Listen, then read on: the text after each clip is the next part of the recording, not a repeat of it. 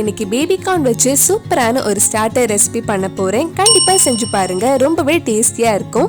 இந்த சுவையான salt and pepper baby corn எப்படி செய்யறதுன்னு இந்த வீடியோல பார்க்கலாம்.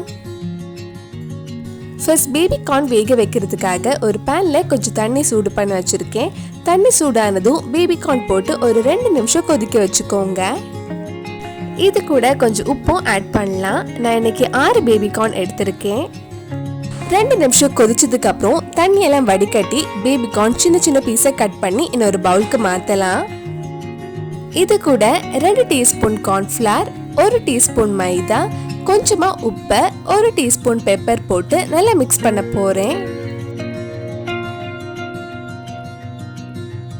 நம்ம சேனல்ல இதுக்கு முன்னாடி பண்ண குக் வித் கோமாளியோட ரெசிபிஸ் உங்களுக்கு பார்க்கணும்னா அதோட லிங்க் கீழே டிஸ்கிரிப்ஷன்ல இருக்கு. மறக்காம அந்த ரெசிபிஸும் போய் பாருங்க.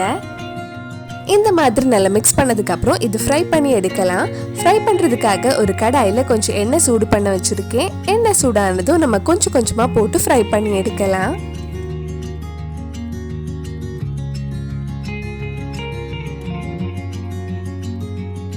நல்ல கிறிஸ்பியா கோல்டன் கலர் ஆகுற வரைக்கும் ஃப்ரை பண்ணலாம்.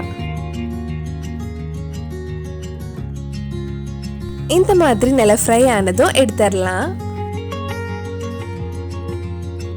இதே மாதிரி மிச்சம் இருக்கிற பேபி கார்னும் ஃப்ரை பண்ணி எடுத்துக்கோங்க.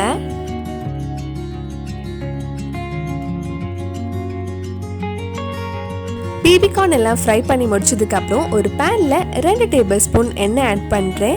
நம்ம பேபி கார்ன் ஃப்ரை பண்ண அதே எண்ணெய் யூஸ் பண்ணிக்கோங்க.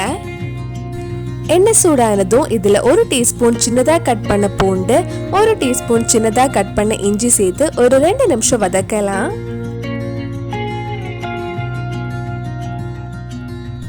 இது 2 நிமிஷம் கிட்ட கொஞ்சம் வதங்கினதுக்கு அப்புறம் இதுல சின்னதா கட் பண்ண ஒரு பச்சை மிளகாய், சின்னதா கட் பண்ண ஒரு பெரிய வெங்காயம் சேர்த்து வதக்கலாம்.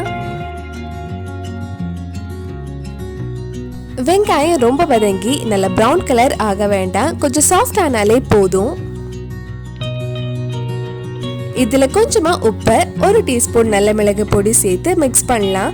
உங்களுக்கு எவ்வளவு காரம் வேணுமோ அதுக்கேற்ற மாதிரி நல்ல மிளகு பொடி ஆட் பண்ணிக்கோங்க.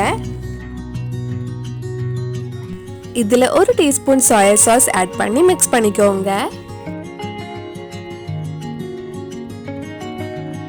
இதுல கொஞ்சம் கிரேவி கிடைக்கிறதுக்காக நம்ம பேபி கார்ன் மிக்ஸ் பண்ண அதே பவுல்ல 1 டீஸ்பூன் கிட்ட கார்ன்ஃப்ளவர் எடுத்து 1/4 கப் தண்ணி ஊத்தி இதுல ஆட் பண்ண போறேன். இது ஒரு வாட்டி நல்லா மிக்ஸ் பண்ணதுக்கு அப்புறம் நம்ம இதுல ஆட் பண்ணலாம். உங்களுக்கு எவ்வளவு கிரேவி வேணுமோ அதுக்கேற்ற மாதிரி தண்ணி கொஞ்சம் கம்மியாவோ அதிகமாவோ ஆட் பண்ணலாம். உங்களுக்கு ட்ரையா வேணும்னா தண்ணி கொஞ்சம் கம்மியாவே ஆட் பண்ணிக்கோங்க. இது ஒரு 5 நிமிஷம் லோ ஃப்ளேம்ல இருக்கட்டும். இந்த மாதிரி கிரேவி நல்லா கெட்டியானதும் நம்ம ஃப்ரை பண்ண பேபி கார்ன் இதுல போட்டு மிக்ஸ் பண்ணலாம்.